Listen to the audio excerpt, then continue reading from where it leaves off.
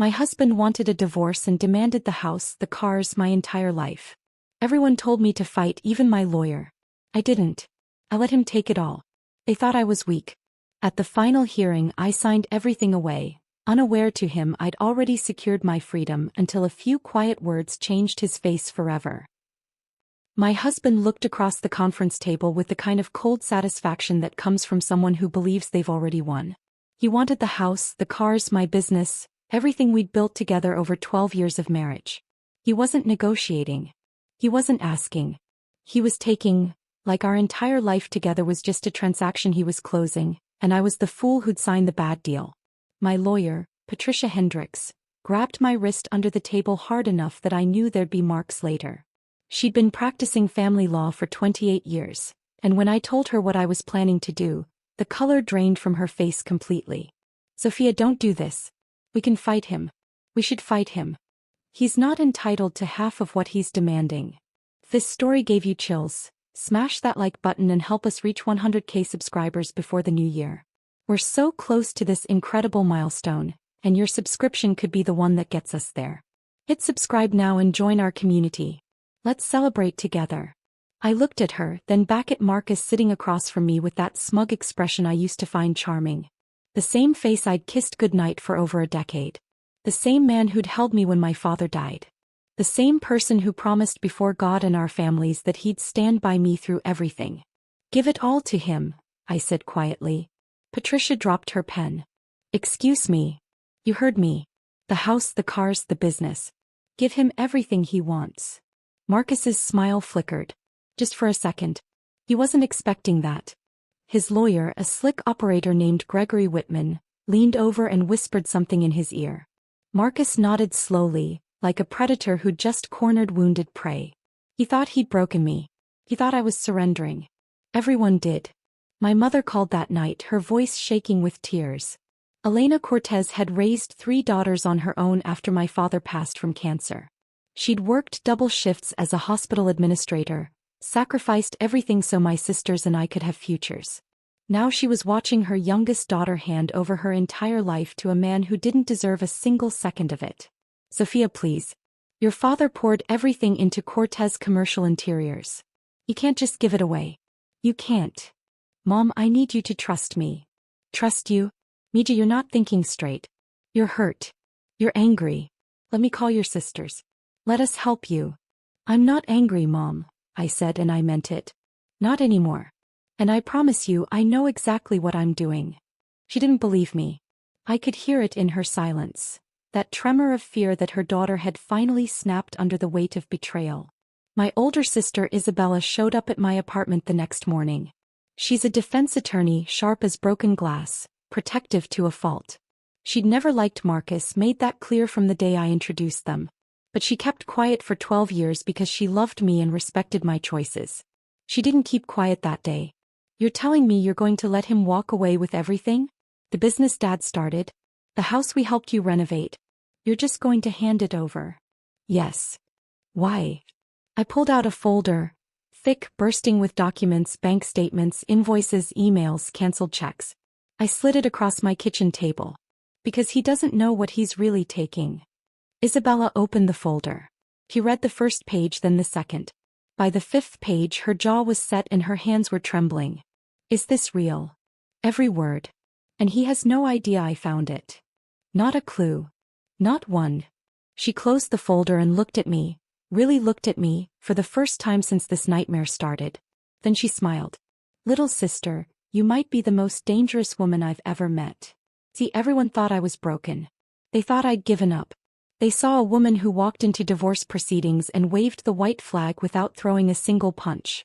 But they didn't know what I knew. They didn't see what I'd found buried in 4 years of financial records.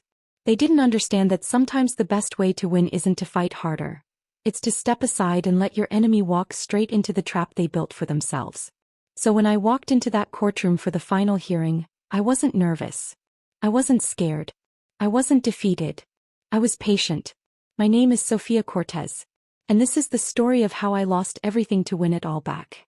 I grew up in Phoenix, Arizona, in a neighborhood where people knew your name and your business.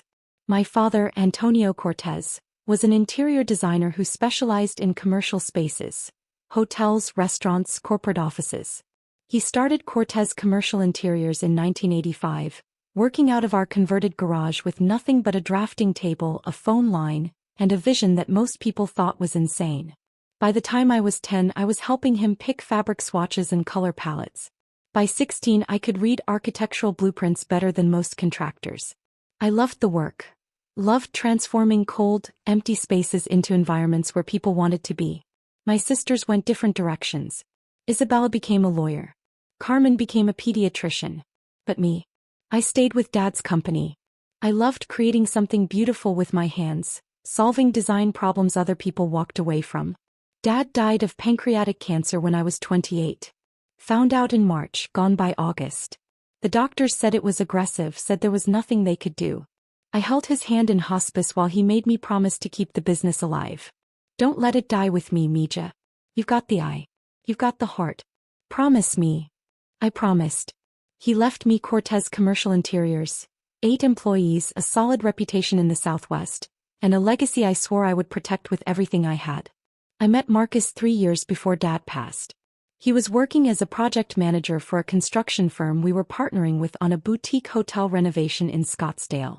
He had this confidence that filled a room, made you believe he could solve any problem. He made me laugh when I was drowning in work stress, made me feel like I was more than just my father's daughter. We dated for 18 months, got married at a small vineyard outside Sedona. My mother cried happy tears. Isabella gave a toast that had everyone in stitches. Marcus looked at me during our first dance like I was his entire world. For a while I believed I was. We didn't have children. I'd thrown myself into growing the business and Marcus said he wasn't ready. Let's build our empire first, he'd say. Kids can come later. Those were good years. Hard years but good ones. I worked 50 to 60 hours a week expanding the company. We landed bigger contracts. Luxury condos, high-end restaurants, corporate headquarters. I wasn't getting rich but I was building something that made Dad proud wherever he was. But somewhere around year 8 Marcus changed. It happened slowly like a foundation settling unevenly. You don't notice until cracks start appearing in the walls. He stopped asking about my projects. He started complaining about our house, even though we'd spent a year renovating it exactly how he wanted. He wanted a bigger place, newer cars, vacations to places we couldn't quite afford yet. Everyone else is moving up, Sophia. Why are we stuck in neutral? We're not stuck. We're building something sustainable. Building what? This. He gestured around our living room like it was a prison. You signed up for this life. You signed up for me. He didn't answer. He just walked to the bedroom and shut the door. I told myself it was stress. I convinced myself that if I just worked harder, landed bigger clients, made more money, things would get better. They didn't. He quit his project management job, said he wanted to focus on our future. But our future seemed to involve him playing golf 4 times a week and spending hours on his phone while I worked 12-hour days. That's when I hired Ethan Caldwell. I needed help with the business financials. The company had grown too complex for me to manage the books alone. A colleague recommended Ethan, said he was brilliant with numbers, trustworthy, professional. Ethan showed up to our first meeting in a tailored suit with a portfolio full of success stories. He talked about optimization and growth strategies and efficiency models. He made me feel like I'd been leaving money on the table my whole career, but he could fix it. So I gave him access to everything, every bank account, every contract, every financial record Cortez Commercial Interiors had ever produced. Looking back, I can see how reckless that was. But I was exhausted. I was trying to save my marriage. I was trying to honor my father's legacy. I didn't have energy left to question a man who came with glowing references. Ethan started coming to the house for dinner meetings. Marcus loved him. They'd talk sports, investments, business philosophy. Marcus laughed more at Ethan's jokes than he'd laughed at anything I'd said in months. The signs were everywhere but I was blind. My mother tried to warn me. Elena Cortez doesn't speak without purpose, so when she pulled me aside after Sunday dinner one evening, I should have listened. Something's not right, Mija. The way Marcus looks at you now, it's like you're a stranger. And that accountant of yours. Mom, please. Not this. I'm trying to protect you. From what? Marcus and I are going through a rough patch. We'll work it out. I was so wrong. It was a Wednesday in April when my world shattered. I had a client meeting scheduled at a resort in Paradise Valley, but the client's assistant called that morning. Family emergency, need to reschedule. I decided to go home early, maybe surprise Marcus with lunch from his favorite Italian place. I pulled into our driveway around noon. His car was there. The house was quiet. Marcus? You home? No answer. I set the takeout on the kitchen counter, walked through the living room. Nothing. I figured maybe he was napping, he'd been complaining about insomnia. I headed upstairs. The bedroom door was closed. I could hear something on the other side, voices, movement, muffled laughter. My heart started racing before my brain understood why. I pushed open that door. And there they were. Marcus and Ethan Caldwell. In our bed. In our house. In the room where I'd cried myself to sleep more nights than I could count. Time stopped. I couldn't breathe. I just stood there, frozen, staring at the two people I'd trusted most in the world, tangled together like I didn't exist. Sophia, wait. Let me explain. Explain what, Marcus? Explain how long you've been sleeping with our accountant. Ethan was scrambling for his clothes, wouldn't meet my eyes. How long? I asked again. Marcus pulled the sheet around himself. About 2 years. 2 years. 24 months of lies. Of anniversary dinners and birthday celebrations and promises while he was destroying everything behind my back. Get out of my house. Sophia, let's talk about this rationally, Ethan said, moving toward the door. Business is business. I stepped in front of him. I'm 5'4", but in that moment I felt 10 feet tall. Business? You've eaten at my table. You've given me advice on my father's company. You looked me in the eye every week and lied to my face. I think you're overreacting. I grabbed my phone. Get out now or I'm calling the police and reporting you for trespassing. Your choice. He left. Didn't even glance at Marcus. Marcus started crying. Real tears or performance, I couldn't tell anymore. Sophia, please. I was lonely. You're always working. I needed someone who understood me. I've worked 60-hour weeks to build the life you said you wanted. Maybe if you'd paid more attention to me instead of that company.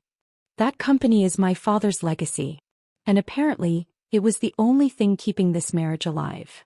10 days later, Marcus filed for divorce. But he didn't just want out, he wanted everything. The house, both vehicles, full custody of our Bernese Mountain Dog Luna, and Cortez Commercial Interiors. The company my father built, the company I dedicated my adult life to growing. His lawyer sent a demand letter that made me physically ill. Marcus claimed he'd been an unpaid partner in building the business, deserved compensation for years of emotional support and domestic sacrifice. Patricia called me the same day. Sophia, this is robbery. He's not entitled to the business. We can destroy this claim. Not yet, Patricia. There's something I need to verify first. That night I drove to the office. I pulled every financial record from the last 4 years. Bank statements, invoices, vendor contracts, email correspondence, check ledgers. I spread them across my father's old desk and started reading. By midnight I'd found the first fabricated invoice. By 3 a.m. I'd found 19 more. By sunrise I'd uncovered nearly $580,000 in fraudulent transactions, shell companies, fake vendors, payments for materials and services that never existed. And on more than half of those authorization forms, right there in digital signature, was my husband's approval. Marcus wasn't just cheating on me. He was systematically robbing me blind. And he thought he was going to walk away with everything. I sat in my sister Isabella's home office the next morning, the evidence folder between us. 4 years of theft. More than $500,000. Fake invoices, phantom vendors, forged contracts, and Marcus's digital fingerprints on nearly everything.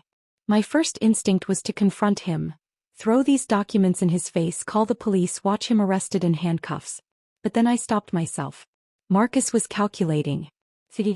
If I tipped my hand now, he'd find a way to cover his tracks, destroy evidence, blame Ethan. He'd twist the narrative until he looked like the victim. I needed a different approach. Isabella, I need you to help me find a forensic accountant. Someone who can document this properly. Someone who can build a case that will stand up in federal court. Federal court? Sophia, what are you planning? Marcus wants Cortez Commercial Interiors. He's demanding it in the divorce. If I fight him, he'll dig in, hide evidence, drag this out for years. But if I give it to him willingly... Isabella's eyes widened. He inherits legal responsibility for every transaction the company made. Exactly. That's either brilliant or insane. Probably both. Can you help me? She finished her coffee and set the mug down firmly. I know someone. Works with the U.S. Attorney's Office on Financial Crimes. Let me make some calls. 4 days later, I was sitting in a glass conference room with a forensic accountant named Victoria Brennan. She was a woman in her early 50s with sharp eyes and a reputation for taking down white-collar criminals. I handed her everything. Every statement, every invoice, every email trail. She spent 3 weeks analyzing it all, building timelines, tracing money flows, documenting the systematic theft. When she finished, she called me back to her office. Ms. Cortez, you have an exceptionally strong case here. This isn't amateur hour. This is organized embezzlement. Your husband and your accountant have been running a coordinated scheme for at least 48 months. What are my options? Civil suit would take years and cost a fortune. Given the scope and the interstate wire transfers involved, I'd recommend the federal route. The FBI's Economic Crimes Unit handles cases like this. Wire fraud alone carries up to 20 years. And if my husband takes ownership of the company before charges are filed? Victoria smiled. Then he assumes full legal liability for everything that company has done. Every fraudulent transaction, every fake vendor payment, every dollar that disappeared, it all becomes his responsibility. I shook her hand and walked out of that office feeling something I hadn't felt in months. Hope. The next several weeks were the hardest of my life. I had to pretend. Had to sit across from Marcus in mediation sessions and act defeated. Watch him smirk while Gregory Whitman listed demand after demand. Patricia thought I was having a breakdown. Sophia, I'm begging you. Let me fight this. We have grounds to contest everything. No. We agree to his terms. The house. Give it to him. The vehicles? Give them to him. The business your father built with his own hands? All of it, Patricia. Every last piece. She threw her legal pad on the table. I've been doing this for 28 years. I've never seen a client so determined to self-destruct. I'm not self-destructing. I'm setting a trap. She stared at me for a long moment. What do you know that I don't? Nothing you need to worry about yet. When the time comes, everything will make sense. My mother was harder to convince. She showed up at my apartment one evening with homemade tamales and tears streaming down her face. Mija, please. That company is all we have left of your father. I took her hands in mine. Mom, do you trust me? Of course I do. Then believe me when I tell you Dad would understand. Sometimes you have to lose the battle to win the war. And I promise you when this is over you'll understand why. She hugged me and held on like she was afraid to let go. The day of the final hearing arrived on a gray Tuesday morning in November. I woke at 5 a.m., old habits. I showered, dressed in a simple navy pantsuit my father had loved, and looked at myself in the mirror. I looked tired. Older than 36. But underneath the exhaustion there was something else. Something calm, something steady. Today was the day. I drove to the courthouse alone. Isabella offered to come but I told her to stay on standby. Mom wanted to be there but I asked her to wait by the phone. This was something I needed to do myself. The courtroom was smaller than I expected. Wood paneling, fluorescent lights, an Arizona state flag hanging limply in the corner. It smelled like old paper and burnt coffee. Marcus was already there, sitting at the plaintiff's table with Gregory Whitman. He wore an expensive suit I'd probably paid for and that same cold smile. I nodded at him and took my seat next to Patricia. Last chance, Sophia. I can still object. No, Patricia. We stick to the plan. What plan? You're giving him everything. Trust me. The judge entered. A stern woman named Judge Marianne Holbrook with silver hair and sharp eyes. She'd seen 1,000 divorces. Ours was just another file. She reviewed the settlement terms aloud. The residential property at 2847 Desert Vista Drive transferred to Marcus Holloway. The 2022 Audi Q7 and 2023 Tesla Model S transferred to Marcus Holloway. Full ownership of Cortez Commercial Interiors, including all assets, contracts, equipment, intellectual property and financial accounts, along with all associated liabilities, transferred to Marcus Holloway. All assets and liabilities. Those words hung in the air like smoke. Miss Cortez, Do you understand and accept these terms? I do, Your Honor. And you're entering into this agreement voluntarily without coercion? Yes, Your Honor. Patricia shifted beside me. I could feel her frustration radiating like heat. The judge slid documents across her bench. Very well. Please sign where indicated. I stood, walked to the bench, picked up the pen. Marcus watched me with barely concealed triumph. He thought he'd won. Thought he'd broken me so completely I didn't have strength left to fight. I signed my name on every page.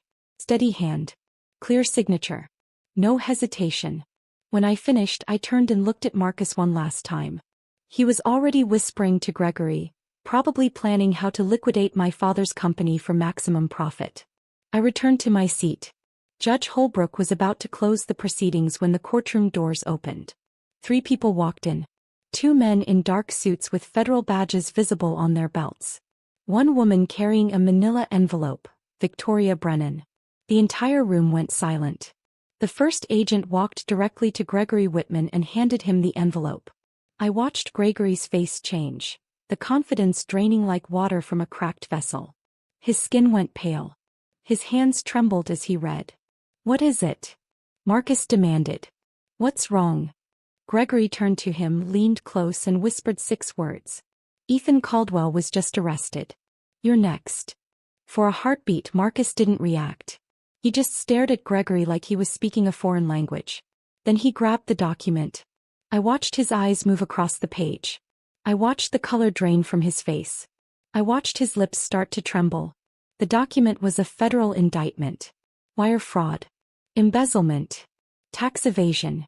Conspiracy to commit financial crimes. 2 names listed as defendants. Ethan James Caldwell and Marcus David Holloway. Marcus stood so fast his chair toppled backward. No, this isn't right. This is a mistake. Judge Holbrook banged her gavel. Mr. Holloway, compose yourself. You don't understand. This was all Ethan.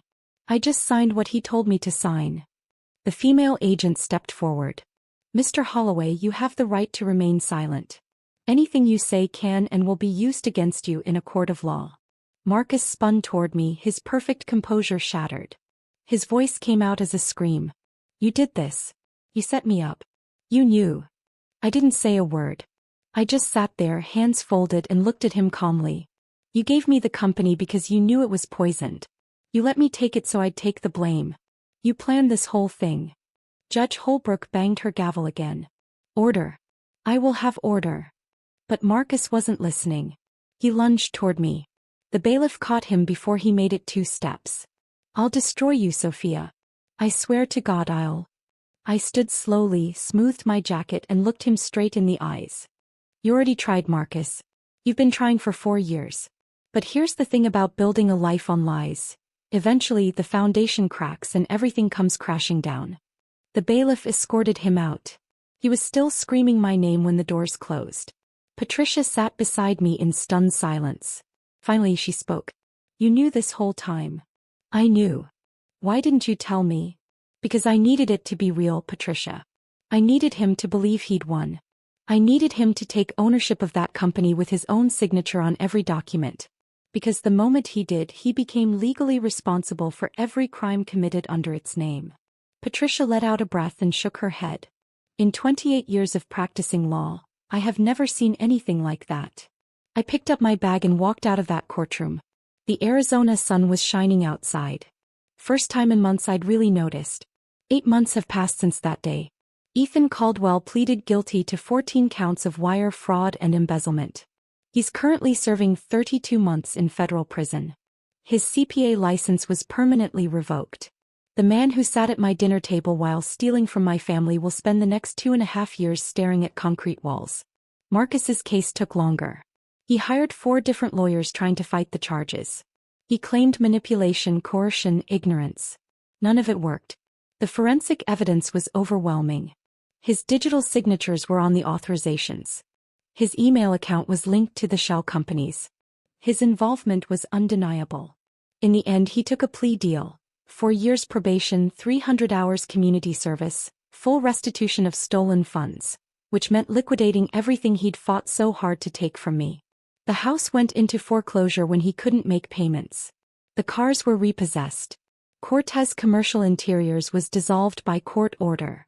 Its contracts cancelled. Its equipment sold at auction. He lost everything. Not because I took it from him, but because he took it from himself. I won't lie, there was satisfaction in watching it collapse. After everything he did, every lie and betrayal, part of me wanted to see him suffer. But that feeling faded faster than I expected. Revenge is like drinking poison and waiting for the other person to die. It doesn't heal anything. It just keeps you chained to the person who hurt you. So I let it go. I started over with nothing but my talent, my reputation, and my father's training. I filed paperwork for a new company, Cortez Design Studio. Smaller, simpler, cleaner. Built from the ground up with no partners I didn't trust, no secrets hiding in the books. My old team came back. Every single one of them. My lead designer, Rachel Kim, showed up on my first day in the new office with champagne and a handshake. Heard you're hiring, boss. Pay will be lower for a while until we rebuild. Don't care.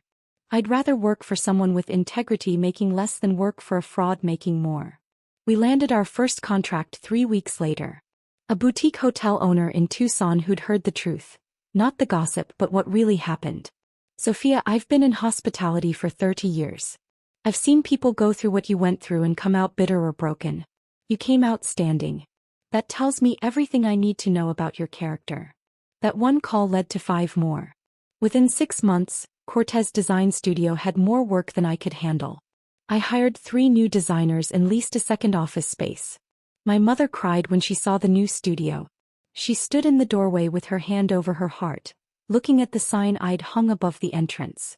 Your father would be so proud, Mija. I hope so, Mom. I know so. You did what he always taught you. You stayed honest, you stayed patient, and you let the truth do the work. Isabella comes by every Sunday now. We sit on Mom's patio, drink wine, and watch the desert sunset. Sometimes we talk, sometimes we don't. Either way, it feels like home. Looking back, I learned something profound through all this. Strength isn't about fighting every battle. It's about knowing which battles to fight, and which ones to let go. It's about trusting that the truth will surface, even when lies seem to be winning.